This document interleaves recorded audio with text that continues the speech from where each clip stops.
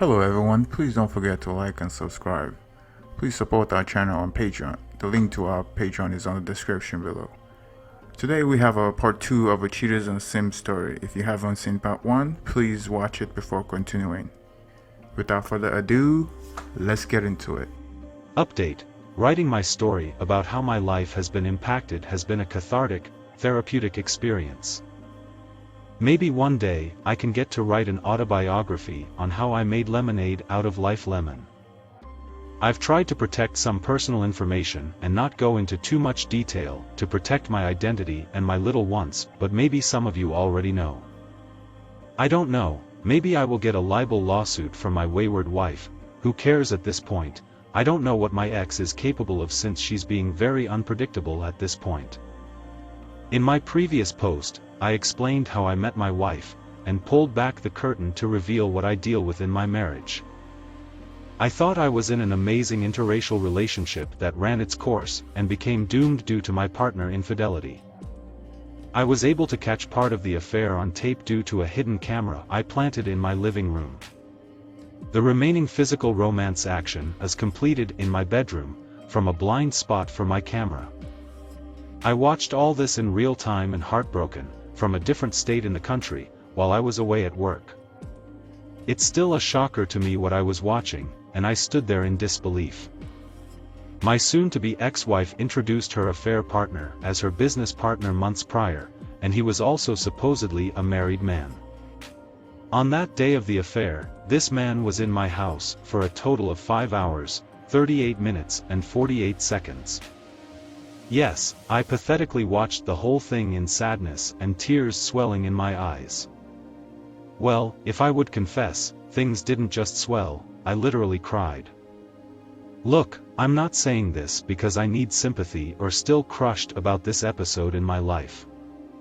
It's just that society general view is that man is supposed to be tough and not show weakness, but I believe there's a breaking point. That moment was my sunken place and lowest point in my life. Watching your partner cheating and making out with another man is the greatest eyesore that can't be unwashed. While my wife's affair partner was in my house the whole time, I wanted to call my wife and lash out at her, but I didn't want to spook her and give away my hidden weapon. Even though it was tough, I needed to watch this play to its natural end. I did however gather myself together and called her while the affair partner was still in my house. I wanted to tell her I was calling to say hi. She picked up her phone, looked at the caller ID, simply hissed and threw her phone away while she jumped at her lover's arm. This was after the first time they came out the bedroom. While she kissed this man, I could hear her saying over the recording that my husband just called, right? I couldn't make out what the affair partner said, but I imagine it was something unpleasant towards me. They both laughed and continued making out. He has always been fond of making remarks about my skin color, so I would imagine they probably said something about that. We never saw skin color in our marriage. Until that moment, I suspect my wife still harbors that mentality. We have already passed the reconciliation window in our relationship. Now I just have to protect myself for the consequences of the inevitable divorce. I couldn't maintain my professionalism and allowed my broken home to affect my business. I promised myself I won't let that happen again, as I focus my attention on my clients, the collegiate athletes, during the day, on one-on-one basis. After that hectic day, I was so mentally exhausted, I even went drinking that evening and almost drank myself to stupor. I just wanted to forget what I saw on tape that day. My business colleague knew immediately something was wrong with me and asked me to open to him and share with him what I was going through. Funny enough, I still wanted to protect my wife and not reveal to anyone what I was facing. I wanted to at least confront her first and understand her betrayal. That same evening, I got a notification on my Instagram that my wife had tagged me on one of her posts. It was a picture of me and her and a caption that professed her undying love for me. I mean, what the F was going on? I have never felt so used and scammed in my life before. She just literally cheated on me with this guy that had left my house by now from the camera, and she went on social media before even returning my call that she hissed and rejected. I was irritated at this point and was just about to call her when my phone rang. I left the bar area because of the loud music to somewhere I could talk to her. She asked how my day was and told me she was sorry she missed my call earlier, that she was in a business meeting that took long, and she had to take a nap after. I wanted to blow a gasket, I wanted to yell and call her names, but there was no need for that then. I needed to hold my cards to my chest and watch this play out. After all, this has been going on for who knows how long under my nose. A little waiting wouldn't hurt. I said it was okay and I only wanted to check up on her. She said I was so sweet and told me she loves me. Guys, I'm telling you, I still love my ex, but there's a special place in hell for bold-faced liars like her. While on the call, she heard some background music through her phone and started to inquire about my whereabouts. I told her I came to the bar to get some drinks, but she felt slighted. She said I never told her I would be going to the bar, and she asked if I was there to find a hookup because she wasn't around. This blew my mind and took me back a bit. This lady that probably swallowed who knows what from another man has the gall to throw shades at me. I have never seen gaslighting like this before. Trying to diverge focus on me when she is the one that cheated. I asked her was she being serious. She repeated emphatically that yes, she was being serious. She said her community knows we are a couple and if they didn't see me with her, regardless of what part of the country I was, people might start gossiping. She said she just posted a picture of me and her on her page and it would have been nice if I had told her I was going out in the evening. It took everything in me not to yell out to hell with her and her hypocrisy. I just stood silent and told her it's okay, and I was going home anyway. This is going to be good. I already duplicated copies of her in the cheating act. I have a few more days left on my trip, and I couldn't wait till I get home and confront her. The second day, I was away, nothing much happened all through the day. She had gone out most of the morning, and when I checked my camera recordings, she was just chilling. I completed my scheduled plans and obligations to my clients, then I went back to my hotel to prepare for the third day. It was around 7 p.m. that day when my camera picked up another action, and I was thinking, here you go again. Another man came to my doorstep, same way the business partner came in. I was now sure that my wife had directed these people to be cutting off my external camera feed on my Ring the entire time. I knew this was going to be another night of heartbreak, but after what I went through the day before, I braced myself this time.